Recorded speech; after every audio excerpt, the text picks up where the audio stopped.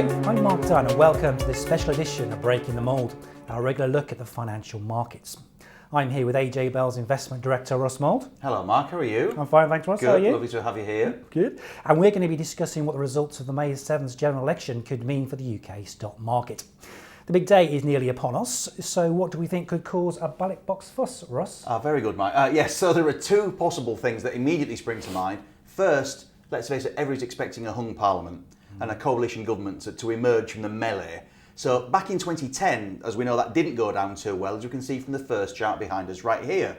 It shows the FTSE All Shares performance month by month, and May, the time of the last election, was the worst month of the whole of 2010 with a 6.6% drop. So if history's any guide, we should be prepared for a few more lumps and bumps. Although a coalition will probably be a bit less of a shock this time around, the market will probably still want to see who its members and the ultimate leader is. Okay. And the second point? Yes, so if there is going to be surprise, well, it's going to have to be that somebody actually wins a majority. Now, I know it doesn't seem very likely at the minute, but that would probably go down quite well, as it would remove at least one layer of uncertainty, although again, it could depend on the identity of the winner and who the eventual Prime Minister is. Gosh, okay. So now we're getting down to the nitty-gritty of it. So tell me, does the market actually care who wins? Well, I've gone through the Thomson data stream machine and I've looked at all the election results back to the inception of the FTSE All Share in 1962. That is 13 general elections, 9 Prime Ministers. Now, past performance is no guarantee for the future, as we all know, but 3 lessons can be drawn from the data. First, the numbers suggest the market has a mild preference for an unchanged government over the full term of administration. Second, much to my surprise, the market does not seem to care about the size of a majority, which may offer some reassurance if there is a coalition coming up. Third, and this is probably the clearest correlation, the market does seem to prefer a Conservative Prime Minister, though I stress here this is just the results of the data and not a personal political view or indeed one of AJ Bell. Okay, let's take those in order. First of all, you said that a changing government is not necessarily seen as a bad thing? No, not at all. I mean, the chart behind us here actually shows the market generally goes up more on average in the first year after an election with a change of government. Again, perhaps a little bit surprising. That said, over the full term, now 5 years, but it used to be, discretion of the Prime Minister, it seems an unchanged government was slightly beneficial to the market. Maybe a case of better the devil you know, but it's not a very clear trend. I got you. And the second point there is about the size of the majority. I'm quite surprised to hear that this doesn't seem to be a big issue. Yeah, it was the one thing I really wasn't expecting. I mean, I was going to date with an open mind, but I really wasn't expecting this. I thought there'd be a big impact here, but the charts clearly suggest otherwise.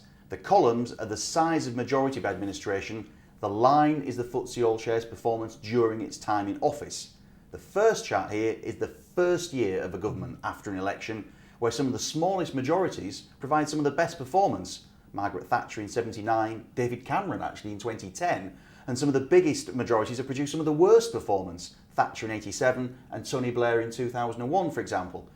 Now, second graphic looks at the full term of a government, and again there's no great correlation between majority and performance.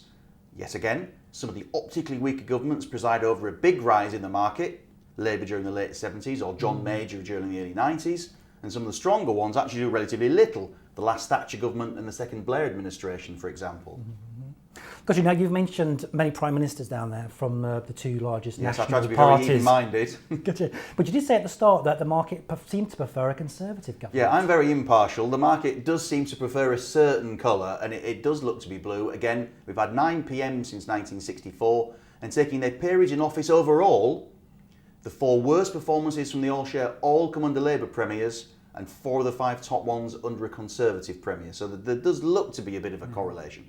Now, if a Tory majority unexpectedly appeared on May the 8th, then the market could like that if history offers us any lead. But we must be aware that in the end, profits and ultimately cash flow are the real arbiters of long-term company valuations.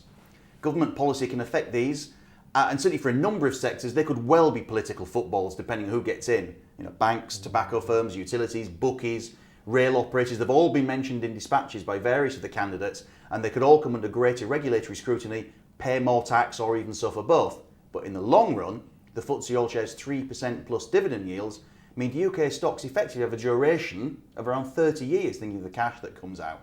So under those terms, a 5-year government does need to be kept in context, and any government we get on May the 8th or after, its policies could of course be reversed in the future.